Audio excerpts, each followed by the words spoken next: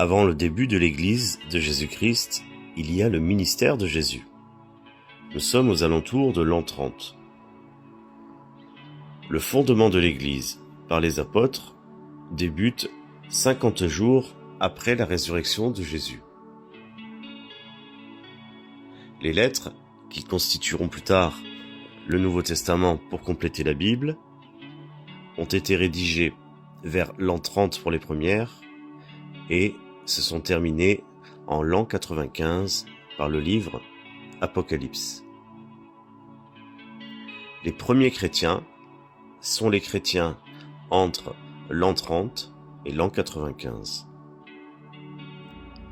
Après la formation de petits groupes qui sont sortis de l'Église de Christ, que l'on retrouve dans la Bible, il y a eu la déviation des Écritures. Des lettres, des écrits, des livres ont été rédigés pour tordre la parole de Dieu. Ces personnes seront appelées plus tard par les catholiques et les orthodoxes les pères de l'Église, et leurs premiers écrits datent des années 120-130, on en retrouve jusqu'au 7e siècle. La romanisation de l'Église de Rome, naissance de l'Église catholique. Quand l'Église chrétienne de Rome et que les évêques de Rome, influencés par le pouvoir sur place, ont accepté d'être romanisés, c'est-à-dire d'intégrer des croyances païennes dans la foi chrétienne pour donner naissance à l'Église catholique, c'est entre l'an 325 et l'an 394.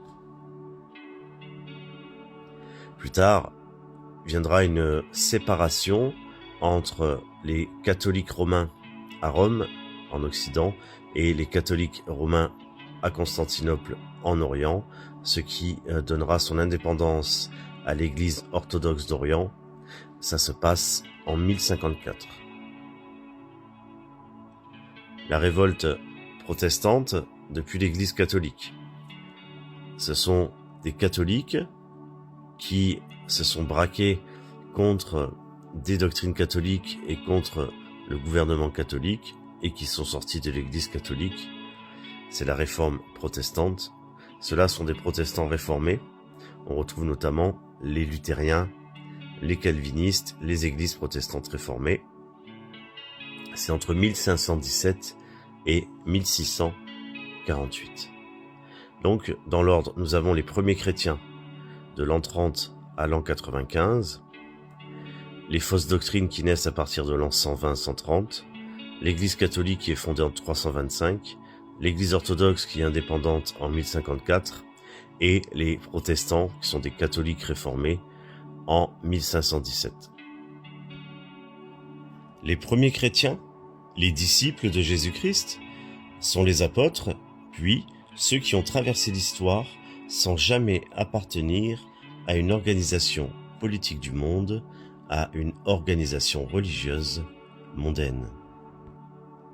Les chrétiens d'aujourd'hui, fidèles aux premiers chrétiens, sont ceux qui n'ont ajouté aucun écrit à la Bible, qui n'ont fondé aucune doctrine ni croyance supplémentaire après le dernier apôtre Jean en l'an 95. Les chrétiens, descendants et membres de l'Église de Christ, ont pour autorité Jésus, pour guide le Saint-Esprit, pour support la Bible. Ils sont unis autour de la même foi, de la même espérance et de la même relation à Dieu par l'Esprit. Les églises déviantes de la vérité ont des hommes pour chefs, des hommes pour conducteurs, des écrits d'hommes comme support. Ils sont unis autour de fausses croyances, ajoutées au fil de l'histoire, et par une organisation du monde. Lorsque l'Église catholique a perdu son pouvoir politique et militaire du monde, les véritables chrétiens, ne craignant plus d'être persécutés par l'Église catholique, ont pu se montrer au grand jour. Ils ont alors été appelés chrétiens évangéliques du fait de leur attachement à l'évangélisation par l'évangile de Christ seul. Ceux qui véhiculent le mensonge fantasmatique d'une Église catholique créée par Jésus-Christ tendent à vous faire croire qu'il n'y avait que l'Église catholique, puis que des rebelles ont quitté les rangs pour devenir des chrétiens hors de l'Église de Christ, des vagabonds spirituels errants sans destin. Si les protestants réformés sont bien des catholiques fâchés avec le Vatican, pour autant, les chrétiens rebaptisés évangéliques n'ont jamais été ni catholiques ni réformés. Ils sont la continuité de l'Église fondée par les apôtres, qui n'ont ni ajouté ni retiré à l'Évangile de Jésus-Christ. Le salut par la foi et l'évangélisation par les dons de l'Esprit.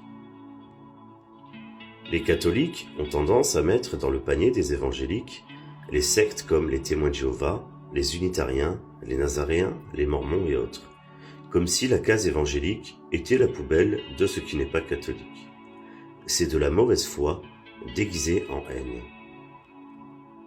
En réalité, il y a l'Église de Christ, fidèle à celle du temps des apôtres au 1er siècle, puis des sectes qui ont dévié de la parole de Dieu pour se conformer à des paroles d'hommes assoiffés de pouvoir dans ce monde, et celles qui sont aujourd'hui anarchiques sont jumelles de l'Église catholique, qui est en réalité la secte qui a réussi, car c'est celle qui a été choisie par l'Empire romain pour devenir une religion mondaine.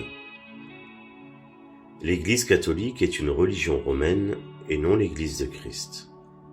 Les protestants réformés sont une rébellion catholique.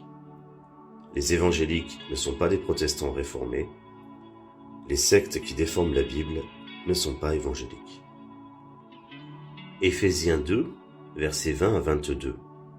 Vous avez été édifiés sur le fondement des apôtres et des prophètes, Jésus-Christ lui-même étant la pierre angulaire. En lui, tout l'édifice, bien coordonné, s'élève pour être un temple saint dans le Seigneur. En lui, vous êtes aussi édifiés pour être une habitation de Dieu en esprit.